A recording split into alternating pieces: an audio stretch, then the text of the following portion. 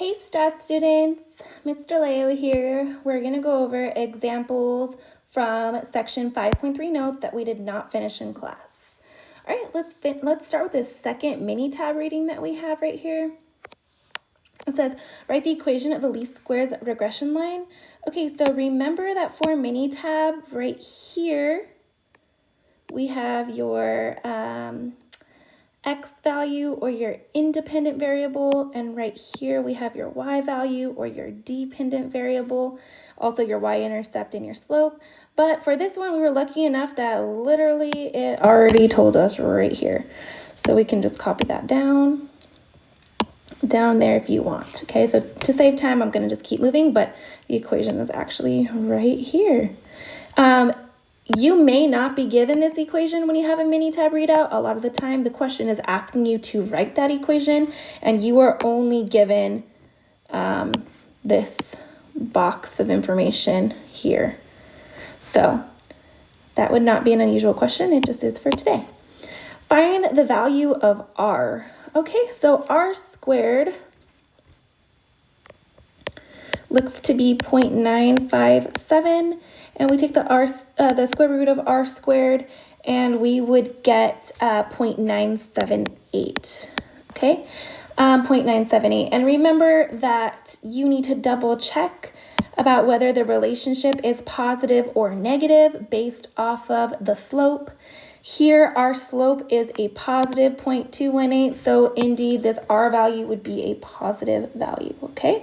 So what does this R value indicate about the relationship between score 1 and score 2? It tells us that there is a strong positive linear relationship between score 1 and 2. So make sure that you have your three adjectives in there: strong, positive, also linear. Very, very important. All right, let's interpret that R squared value. So R squared is 95.7. So 95.7% of the variation in Y, which is score 2,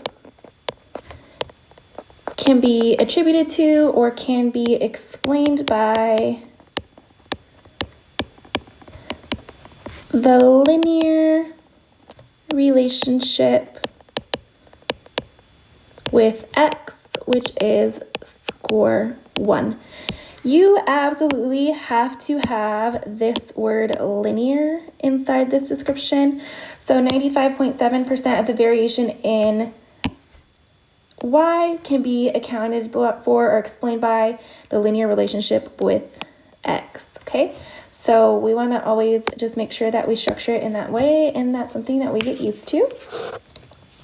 Okay, let's move on. So example 2, a random sample of 15 high schools was selected from the U.S. Census at School database. The foot length in centimeters and height in centimeters of each student in the sample was recorded. Least squares regression lines were performed on the data. A scatter plot with regression line added, a residual plot, and some computer output from the regression are shown below. So we got a little mini tab reading here. We've got a scatter plot, and we've got a residual plot. What is the equation of the least squares regression line that describes the relationship? All right, so here we go. This is one of those mini tab questions that you could get. Remember, right here is your X variable and your slope, and right here is your Y-intercept. So I'm gonna write the line in context. It's always a good idea to write the line in context. One other thing to notice is they don't tell you what your Y variable is, but we know X is foot length. So either by looking at the scatter plot or by reading the problem, we can determine that Y is height. So we're gonna say height with little hat is equal to that 103.41 plus 2.7469 2.7469 foot length. All right, perfect. Interpret the slope of the regression line in context. Remember, your slope is your change in y over your change in x. Your change in y is 2.7469. So for every 1, and this is over 1, both are positive, so we're going to say the word increase to indicate a positive x value. For every 1 increase in foot length, and actually I'm going to include the units for every 1 centimeter increase in foot length, there is a 2.7469 increase in height. And I'm going to include centimeters there too, okay? So when you're interpreting your slope, you want to incorporate the positive and negative aspects. So since this is a positive slope, we've got a positive increase and a positive increase by saying increase in both locations. If we had a negative slope, it is most likely that we are going to say for every 1 increase, there is some type of decrease in y. Usually we say 1 increase in x is this change in y. All right, find and interpret the correlation. Your correlation coefficient, r squared, is right here, that coefficient of determination. So r is equal to the square root of 0.486, which is 0.697. So this would indicate that there is a moderate. Check the slope. The slope is positive, so positive linear relationship between x, which is foot length, and y, which is height.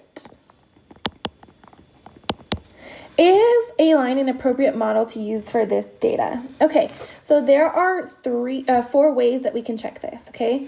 Remember, the first way is the scatter plot.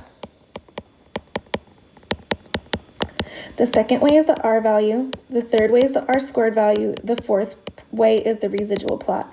When asked a question like this, you should be sure to address all of these elements, okay?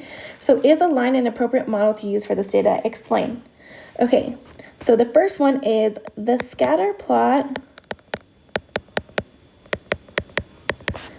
appears to have a linear trend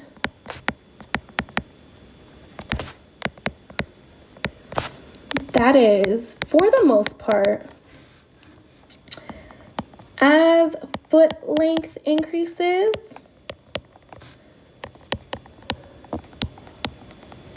so does height. So we see an overall linear trend, and that's how we kind of interpret our findings in our scatter plot, okay? We have a moderate R value, but a pretty low R squared value, okay? So we have a moderate R value, but a pretty low R squared value, okay? The residual plot does not show any clear patterns or curvature. Okay, so that's your evidence. Now we're gonna make our conclusion, okay? We're gonna make our conclusion about this. So even though I have a low R value and a low R squared value, because there's no real pattern in the residual plot, This indicates that the linear fit is probably best, just that there's a lot of variety in this data. So it doesn't really mean that there's a better fit out there. It means that a linear fit's appropriate, but the data has wide variety, which is why that R squared value is pretty low. So we can determine a linear fit is probably appropriate for this data. However, it is important to note there is a lot of variety. Sorry, my email. Variety, okay? But no indication another fit would be better.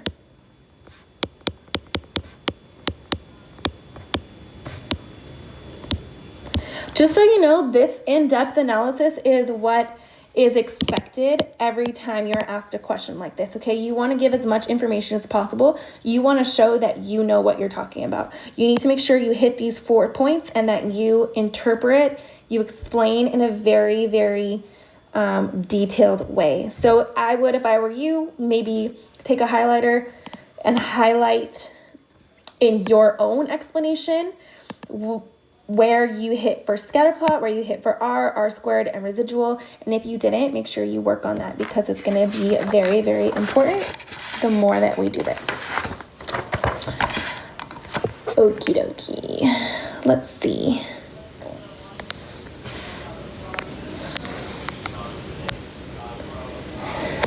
Example 3. Data on pollution and cost of medical care for elderly people are given below.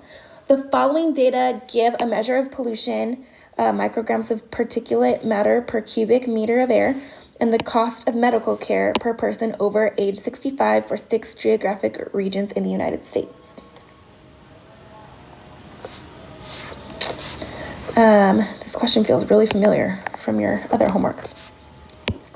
Find the equation of the least squares regression line for this set of data. All right, so what you're going to do is you're going to put these values into list 1, these values into list 2, and you're going to calculate out using linear regression this equation of line of best fit. So it's looking like this. Cost hat equals 1,082.244 minus 4.691 times that level of pollution. Okay, what is the value of the correlation coefficient for this data set? R in this case is negative 0.581. And it says, does the value of R indicate that the linear relationship between pollution and medical cost is strong, moderate, or weak? This would indicate a moderate relationship. So the R value indicates a moderate, negative, linear relationship between pollution and medical care cost. All right, compute the 6 residuals. So if you would like, what I would do is I would have in list 1 my X values, list 2 my Y values. In list 3, I would calculate my Y hat values. And how you do that is you would enter into list 3 1,082.244 minus 4.691 times list 1, okay? So that is what you would put into list 3. Those are all of your expected or predicted values. And then in list 4, you would actually calculate those residuals. So your residuals are going to live right here in list 4. So list 2 minus list 3, which would be Y minus Y hat. Hit enter. this list is your residuals. You can literally go into this list and just copy them down. You don't even have to compute them now. So you should have gotten, if you went in order as the table is negative 26.51, negative 42.07, 36.337, 15.475, 12.362, and the last one is 4.396. So those are your 6 residuals, and you literally do not have to do anything. You just make sure you know your calculator, and you are good. Construct a residual plot and sketch it below. So now you are going to plot list 4 versus list 1, okay? And list 1 is going to be your pollution versus your residuals. Okay. Okay, I went ahead and took a second to draw up that residual plot for you. It said, are there any unusual features of the plot? And you know what? You may kind of want to talk about how this value is unusual. And I think that corresponds to 40. So, you know, the X value, 40, seems a little unusual. But there's no clear pattern or curvature, okay? The observation for the west has an X value that is far removed from the other X values in the sample. Is this observation influential in determining the values of the slope or y-intercept of the least squares regression line? Justify. So let's go back in and let's actually take a look at this and remove that west X value. So we're going to go in and we're going to remove this value from our list. So I'm going to hit stat edit and just remove that X value and see what happens. What you should notice is that when you remove that X value, your new equation is y hat equals 1154.371 minus 7.107x. So our slope is still negative. It's still negative, but it did get a little bit more steep. So that would indicate that we had, you know, a negative slope that was less steep to incorporate a lower value.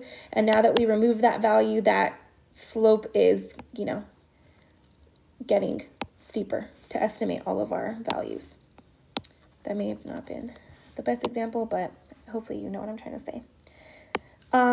Your new R value, if you look at it, is negative 0.425. So our R value actually decreased with removal.